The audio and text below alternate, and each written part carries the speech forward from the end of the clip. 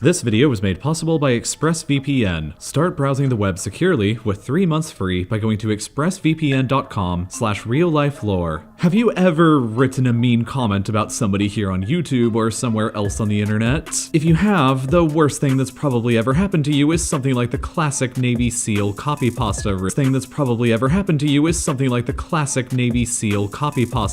back to you. But for some other people, they've been sentenced to effectively life in prison for doing the exact same thing. You see, it really all just depends on who the person is that you're making fun of online. For example, if you're going to make fun of me down in the comments of this YouTube video, the worst thing I can do to you is pin your comment and try my hardest to make you look like a clown. But if you're going to make fun of the King of Thailand, however, you could face the rest of your life in prison, even if you don't live in Thailand. And here's how. Theoretically, Thailand is a constitutional monarchy like the United Kingdom or Japan, but unlike in those countries, the monarchy is not only super revered, but it's also illegal to criticize them. The position of the Thai monarch in the royal family is enshrined in the Thai constitution, which at one point states, "The king shall be enthroned in a position of revered worship and shall not be violated. No person shall expose the king to any sort of accusation or action." So not only do we have those scary words to work with, but Section 112 of the Thai Criminal Code also makes insulting or otherwise degrading the king or a member of the royal family a severe criminal offense. It states verbatim, "Whoever defames, insults, or threatens the king, the queen, the heir apparent, or the regent shall be punished with imprisonment of 3 to 15 years. That punishment of 3 to 15 years, however, is for each insult that a person gives to the king. So, if you were to hypothetically post 5 comments on a video such as this one that were insulting in some nature to the King of Thailand, you would face 5 counts of 3 to 15 years in prison each, for a minimum sentence of 15 years and a maximum of 75 years. And it's not just Thai citizens who can face such penalties. The Thai government has convicted foreigners under the law as well who have traveled to the country afterwards. But who even is the King of Thailand they are not allowed to make fun of? Currently, it's this guy, named Maha Vajiralongkorn, who ascended to the throne back in 2016 after the death of his father. The anti-insult law applies to him, his queen, the current heir apparent, and debatably every other member of the royal family as well. So that's a lot of potential people that the law covers. And it also doesn't help that the law doesn't exactly define what an actual insult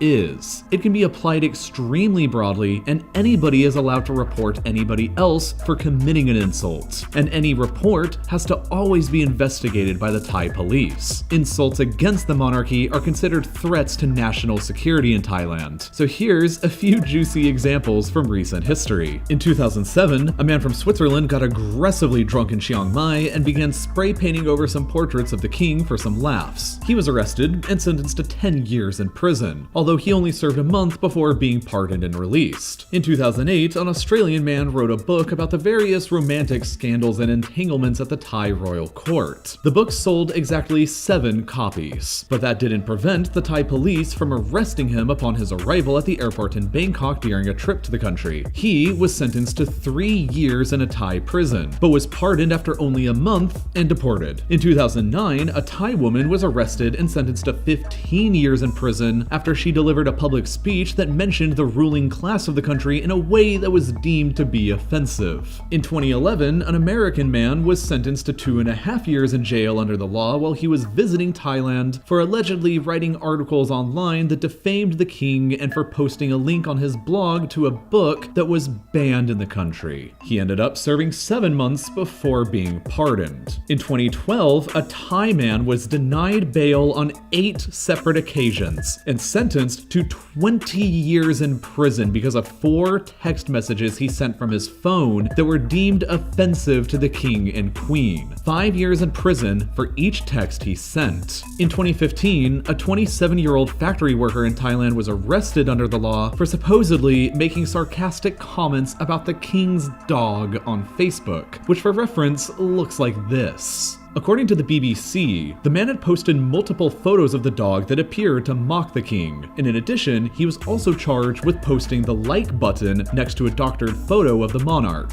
He spent 90 days in prison for the crimes before being released on bail and faced a maximum penalty of 37 years in prison for the Facebook posts. His current location and status of the case has been unknown since 2018, however. It is also important to note that under the law, making fun of or insulting any previous Thai monarch is also considered a severe criminal offense. For an example of that, in 2017, a man made a remark while at a Thai university forum that he doubted the existence of an epic elephant battle in the 16th century between King Naresuan of the Thai kingdom of Ayutthaya and the Crown Prince of Burma. This was considered insulting to a previous Thai monarch, even one who had been dead for over 400 years, and the man was subject to prosecution by the Thai authorities because of it. The case was eventually dropped, however, but that hasn't prevented other ridiculous claims from being made. In 2018, a relatively famous Thai YouTube personality got in trouble under the law for describing a dress worn by the Thai Miss Universe contestant as ugly. Unfortunately for her, the dress was designed by none other than Princess Sirivanavari Naryatana, the only daughter of the current King Vajiralongkorn. This got her into trouble for saying an insulting comment about the work of a princess, but others have gotten into far worse trouble for even less. In 2017, a 34-year-old man was arrested and sentenced to 70 years in Thai prison for simply creating 10 Facebook posts that were each deemed to be insulting to the Thai royal family. The Thai court sentenced him to 7 years in prison for each Facebook post, which is the harshest sentencing that anybody in the country has so far ever received for insulting the monarchy. It was effectively a life sentence, but it was gracefully commuted in half for him to only 35 years in prison because he confessed to being guilty. Part of the problem with this law is that the media in Thailand rarely ever report on it or cover active cases, because even simply doing